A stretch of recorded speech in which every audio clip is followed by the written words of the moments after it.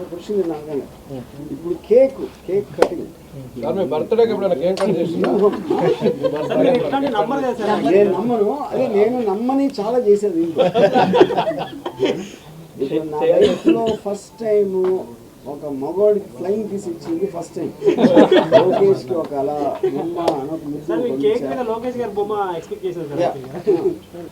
నేను ఏం చేయబోతున్నా అంటే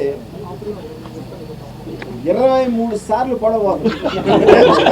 23 సిగ్నిఫికెన్స్ ఏంటో మీకు తెలుసు కాబట్టి అది చెప్పను. ఇంకా మీరు ఒకసారి లెక్క పెడదామండి.